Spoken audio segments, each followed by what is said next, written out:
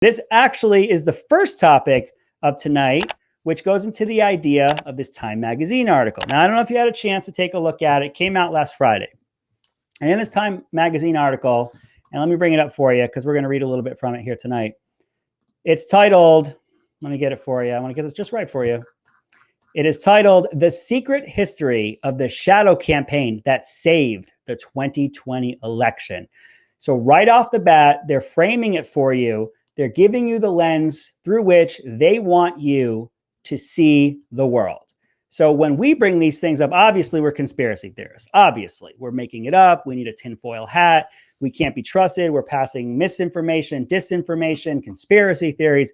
But when they say it, this is real. And by no means was it rigging.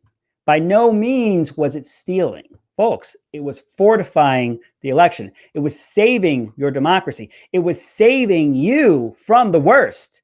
It was saving you from yourself. You had already been fooled by this charlatan once. And then he was able to convince some 11 million more people to vote for him. He increased his vote from 63 million to 74 million, a record for any Republican. And they needed to, for your own safety, for your own security, for the fate of our country, for our democracy, they had to come together. Now, let me read you, I think, the most damning portion of this. This is right out of Time Magazine. That's this quote from Time Magazine. That's why the participants wanted the secret history of the 2020 election told, even though it sounds like a paranoid fever dream. A well-funded cabal of powerful people ranging across industries and ideologies working together behind the scenes to influence perceptions, change rules and laws, steer media coverage, and control the flow of information. They were not rigging the election. They were fortifying it.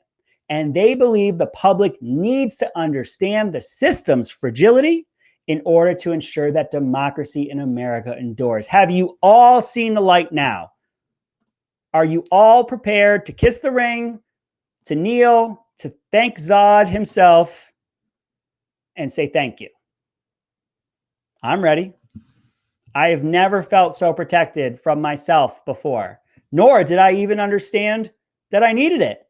Thankfully for this article, and go take a look at it, Time Magazine, go take a look at it. It goes on to talk about how this was well-funded. This was well-coordinated. And it did stretch across ideologies, and it did stretch across different industries. Sounds an awful lot like the swamp we've been talking about for years. It sounds an awful lot like people who want to stay in power in DC. The enemy of my enemy. Let's work together. This outsider came in. How dare he? And worse, how dare you? And we're going to get into that a little bit later. This cabal they're talking about and the way that they're presenting it to us, that not only is it okay, not only is it not rigging the system, but they did it for you. They helped you. So dangerous for this country. Can you give me another situation where your vote just doesn't count? It just doesn't count. They told you they changed perceptions. They told you that they controlled the flow of information. When we said you're doing this on purpose to keep the Hunter Biden story under wraps, they said put a tinfoil hat on. It was just an honest mistake. We thought it had been hacked. We shouldn't have done it, said Peter Dorsey. It's okay. Everything's fine, folks. They did it for us. This is subverting our voters. This is cheating. This is rigging. This is voter suppression.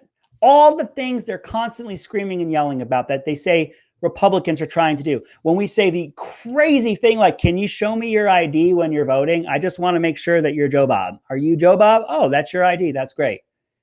They tell us that we're trying to disenfranchise voters to keep them from voting. Well, if that was the case, people would stop buying cigarettes and alcohol and lotto and getting mortgages and buying cars and all the other things that we have to do with an ID. Because apparently all we need to do to get people to stop smoking is ask them for an ID. Because asking people for an ID, especially those at the lower income, they can't possibly get an ID. Even though people at the lower income still buy cars and cigarettes and alcohol and go into bars with their ID. But when we ask for them to do it, we're suppressing the vote. When they actively suppress the vote, they're doing it for you. They're fortifying our democracy. They're fortifying all the institutions that we have here to make sure that you are safe from you. Now remember, when we say it, it's a conspiracy theory. We're also liars. We are flat lying, spreading misinformation and disinformation. It's so bad, CNN wants Fox shut down for it.